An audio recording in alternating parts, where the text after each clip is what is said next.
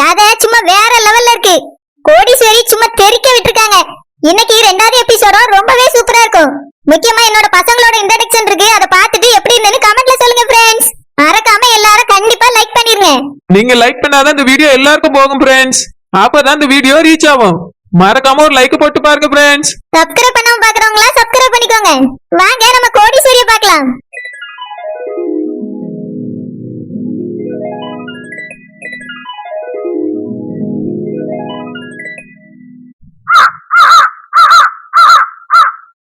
காக்கா தூக்கிட்டு போச்சுன்னா விரட்டி விட வேண்டியதானே?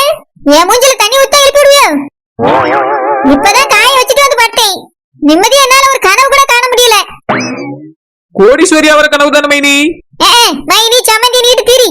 ஒரு மைனியே இப்படி தண்ணி ஊத்த எழுப்பியதோ? மைனி மேல தண்ணி ஊத்தாம வேற யார் மேல ஊத்த? என் அண்ணன் போட்டாட்டி கூட தானே விளையாட முடியும். வேற யார் கூட போய் விளையாடுறது? உன் அண்ணனை கல்யாணம் பண்ணிட்டாதான் என் வாழ்க்கையில செஞ்ச பெரிய தப்பே. மைனி என்ன வார்த்தை சொல்லிவிட்டிய?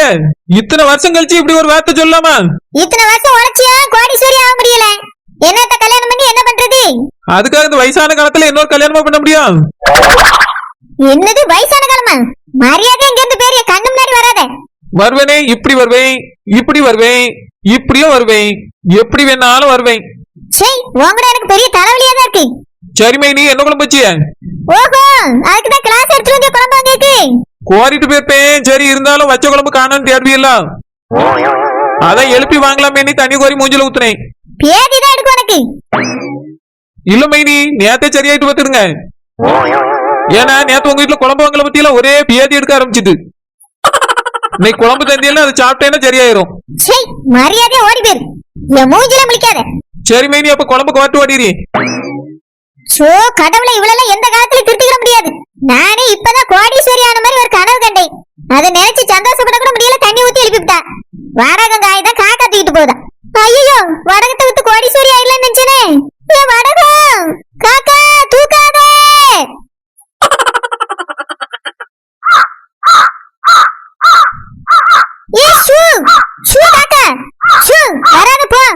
பேதி எடுத்த காத்த பாதி தின்னுட்டு போயிருக்கேன்.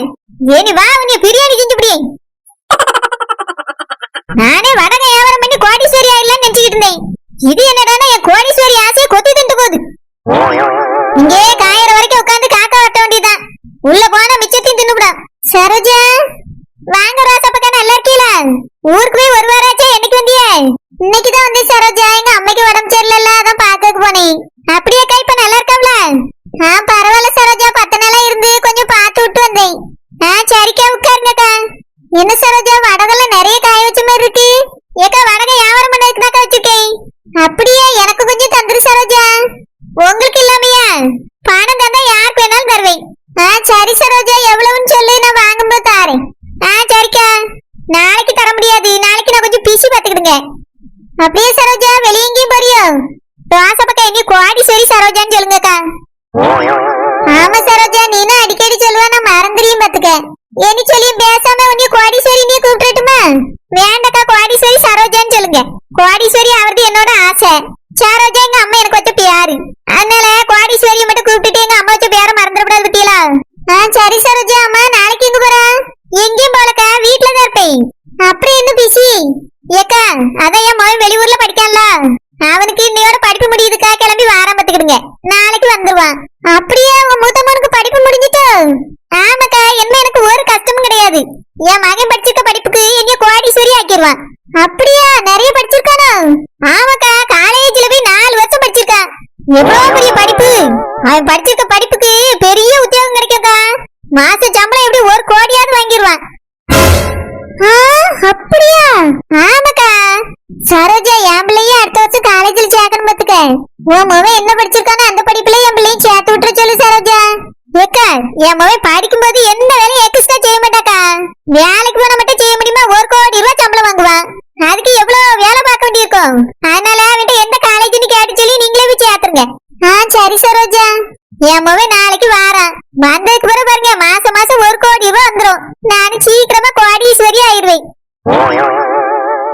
ஏக்கா என் மூத்தவனை பத்தி சொல்லணும்ல, ஒரு விஷயத்த முக்கியமா சொல்லாம பாத்துக்கிடுங்க. இந்த காலத்துல முளைக்கிறதுக்குள்ள காதல் கிதல்னு சுத்துது வேற. அவன் ஒரு பொட்ட பிள்ளை கூட தலை நிமிந்து பார்த்ததே நான் பார்த்தது கிடையாது.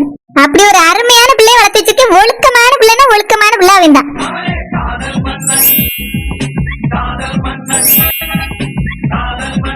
ஏய் அனு நில்லு. எந்த பெண்ணிலும் இல்லாத ஒன்று ஏதோ அது ஏதோ அடியேதோ உன்னிடம் இருக்கிறது, அதை அறியாமல் விடமாட்டேன், அதுவரை உன்னை தொடமாட்டேன். எந்த பெண்ணிலும் இல்லாத ஒன்று ஏதோ அது ஏதோ அடியேதோ உன்னிடம் இருக்கிறது. அப்படியா? அப்படி என்ன இருக்கு? அனு, காலேஜ்ல எத்தனையோ பொண்ணுங்க இருக்கும்போது உன்னை மட்டும் எனக்கு ஏன் பிடிச்சிருக்கு? ஏன் பிடிச்சிருக்கு சூர்யா? அதான் அனு, ஏதோ ஒண்ணு உன்கிட்ட இருக்கு. சூர்யா, உனக்கு என்ன எவ்வளவு பிடிக்கும்? எனக்கா? அதோ அந்த வான அளவு, அவ்வளவுதானா? அதுல இருக்க நட்சத்திர அளவு, அவ்வளவுதானா? இல்ல இல்ல, அங்க ஒரு நிலா இருக்குல்ல, அந்த அளவு. அவ்வளவு குட்டியா? இது எல்லாத்தை விட அதிகமா உன்னை பிடிக்கும் அனு. எவ்வளோன்னு அளந்துலாம் சொல்ல முடியல. அப்படியா? ஆமா ஆமா. சரி அனு, உனக்கு என்ன எவ்வளவு பிடிக்கும்? எனக்கா? சொல்லவே முடியாது, அவ்வளவு பிடிக்கும். சூர்யா, இன்னைக்கோட நம்மளுக்கு காலேஜ் கடைசி நாள். இதோட நம்ம பிரிய போறோம்.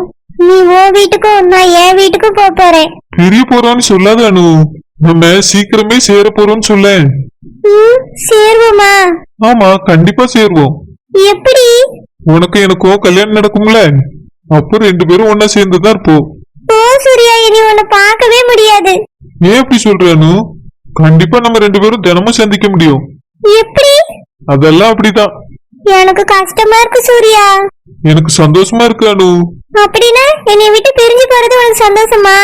இல்ல இல்ல, இத்தனை நாளா பக்கத்துல இருந்து லவ் பண்ணோம், இனி தூரத்துல இருந்து அழகா லவ் பண்ண போறோம். அதை நினைக்கும் போது எனக்கு ரொம்ப சந்தோஷமா இருக்கு தெரியுமா? ஓ சூர்யா, எனக்கு பயமா இருக்கு. எங்க நம்ம பிரிஞ்சிருவோமோன்னு ரொம்ப கவலையா இருக்கு சூர்யா. சேச்சே, அப்படிலாம் எதுவும் நடக்காது. என்ன நடந்தாலும் நம்ம பிரியவே மாட்டோம். சரி சூர்யா, வா போலாம். ஃபேர்வெல் டே நடக்க போகுது. முடிஞ்ச உடனே நம்ம கிளம்ப போறோம். கவலைப்படாத அனு, வா போலாம். சரி சரோஜாவும் இளையமாவும் என்ன பண்ணியா? அவன் வருஷம் இப்பதாக்கா காலேஜில் சேர்ந்து படிச்சுட்டு இருக்கான்.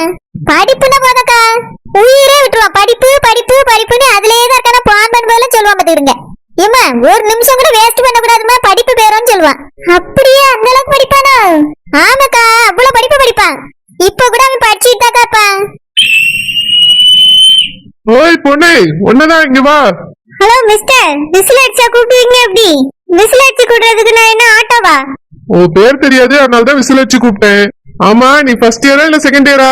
எனக்கு சீனியரா இல்ல ஜூனியரா? நான் யாரா இருந்தா உனக்கு என்ன? இல்ல, தெரிஞ்சுக்கிட்டா வசதியா இருக்குமேன்னு பார்த்தேன். என்ன வசதியா இருக்கும்? அது ஒண்ணும் இல்ல, ஏதாவது டவுட்னா கேட்கலாமேமா, அதுக்குதான். இடியட். நல்ல வாழ்த்து, தேங்க்யூ தேங்க்யூ. ஏன் சொல்லடா, பேசிட்டு போகுது. எந்த இயர் படிக்கிறேன்னு கேட்டுச்சுடா.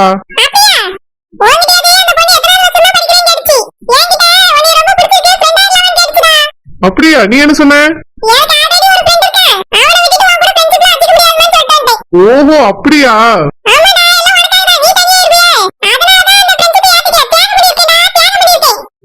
சரிடா மச்சான்.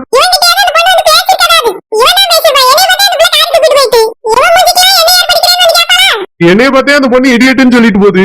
இவனை போய் புடிச்சிருக்குன்னு சொல்லிருக்குமா? எல்லாம் போய் தான். போர் அடிக்குதுடா கிளாஸ் காலேஜ்னு. அஸ்வின், இன்னைக்கு காலேஜ் கட் அடிச்சு நம்ம படத்துக்கு போலாம்டா. நம்ம தலைவர் படம் ரிலீஸ் ஆயிருக்கு. வா அஸ்வின் போலாம். டேய், அது கிடக்குதுடா, வாடா நம்ம படத்துக்கு போலாம்.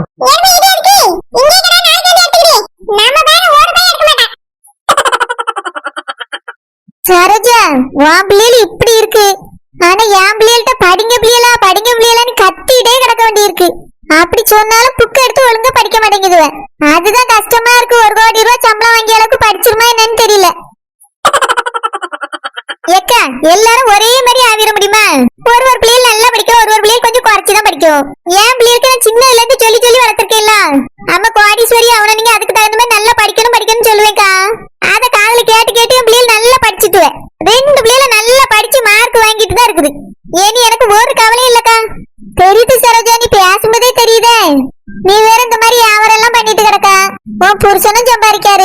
ஏக்கா இதெல்லாம் எதுக்கு செய்யும்? என் பிள்ளை நல்லா படிக்கணும்ல, அதுக்குதான்க்கா.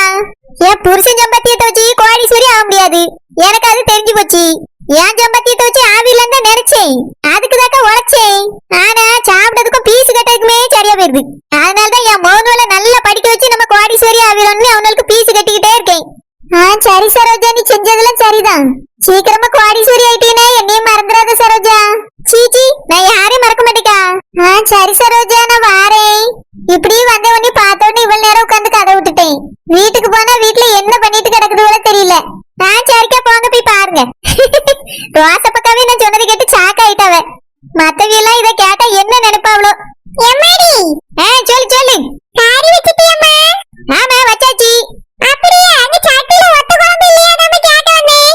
இத மட்டும் நல்லா கேளு, கேட்க வேண்டிய இடத்துல ஒண்ணும் கேட்காத. சரோஜா, குழம்பு ஒண்ணுமே இல்லம்மா. அந்த நெட்ட மாதிரி பேதி இருப்பதா குழம்புன்னு தமிழர் தூக்கிட்டு வந்தா, அவதான் சட்டியோட தூக்கிட்டு போய் போல இருக்கும். அவ தொல்லதான் எனக்கு தாங்க முடியல. என் புருஷன் கூட பிறந்திருக்கல, அதனாலதான் இங்க வந்து உரிமையா அள்ளிட்டு அள்ளிட்டு போயிரியா. இதுக்கெல்லாம் அவர்தான் முதல்ல உதைக்கணும். என் தங்கச்சி தங்கச்சின்னு இடத்த கொடுத்து வச்சிருக்காரு. சரிம்மா சரோஜா, கோவப்படாத. அம்மா என்ன கறி வைக்கட்டுமா? ஆமா, கறி வச்சிருவ. கறி நீ எனக்கு செய்வனதான் வைப்ப. சொத்த பூரா முழுசதுக்கு மர்மா பேர்ல எழுதி கொடுத்தல, அதான் அந்த ராணி கோணி. அவட்ட போய் உன்னால உரிமையா குழம்பு வச்சுட்டேன்னு கேட்க முடியுதா? சரோஜா, அது 15 வருஷத்துக்கு முன்னாடி நடந்தது. அண்ணே தாருவாமா, உன்னை விட்டுற மாட்டான். ஆமா, விட்டுற மாட்டான். நீ உன் மோன் பேர்ல சொத்த எழுதி வச்ச. என் மர்மவ நல்லவா, உலகத்துல இல்லாதவா அப்படின்னு இந்த ராணி கோணி பேர்ல எழுதி கொடுத்துட்டா. அவ சொத்த வச்சுக்கிட்டு கோடீஸ்வரின்னு சொல்லி ஆடிக்கிட்டு தெரியா. நீ பெத்த மவன வடகத்தை காய வச்சுட்டு காக்கா வட்டிக்கிட்டு இருக்கேன். நான் எப்படி இருக்க வேண்டியதா தெரியுமா? தினாம கனவுல வருது என் வாழ்க்கையில அவ வாழ்ந்துகிட்டு இருக்கா. கவலைப்படாதம்மா, கடவுள் உனக்கு 2 ஆம்பளை பிள்ளைகளை தந்திருக்காரு. சின்ன குட்டியல்மா, உன்னையே அப்படி பாத்துக்கிடுவானுவே, தாங்குவானுவே. என் மௌன நீ தாங்குவானு எனக்கு நம்பிக்கை இருக்கு. ஆனா உன் மௌன வீட்டுல உன்னால இருக்க முடியுதா? ஒரு சொட்டு குழம்பு கூட என்னால வாங்கிட்டு வர முடியாது.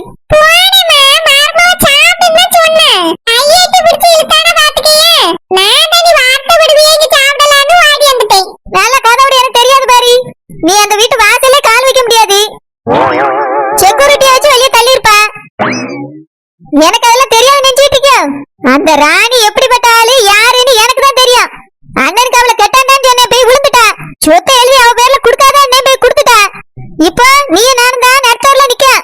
அவ காலுக்கு மேல காலை போட்டுட்டு உட்கார்ந்துருக்கா ராணி மாதிரி. சரிம்மா, நான் போய் குழம்பு வைப்போம். நீ காக்கா வரட்டு, நான் போய் குழம்பு வைக்கேன்.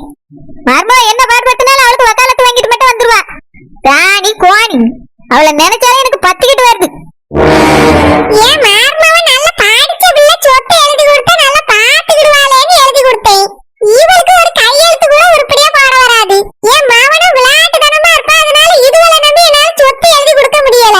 என் மார்மாவ வியாபாரமானவாங்கிறதுனால தான் அவ பேர்ல சொத்தை எழுதி வச்சேன். 500 ஆக்குவா, அந்த அளவுக்கு வியாபாரம். தாராமலே பேர போறா இவளுக்கு. இல்ல என் மாவன் தான் தராம விட்டுருவானே, அதெல்லாம் தாருவாவ. இவதான் பயந்துகிட்டு பேசிட்டே கிடப்பா. அப்படி தாரலனாலும் என் மாவளுக்கு தர வைக்கக்கூடிய ஐடியா என்கிட்ட இருக்கு. ஏங்க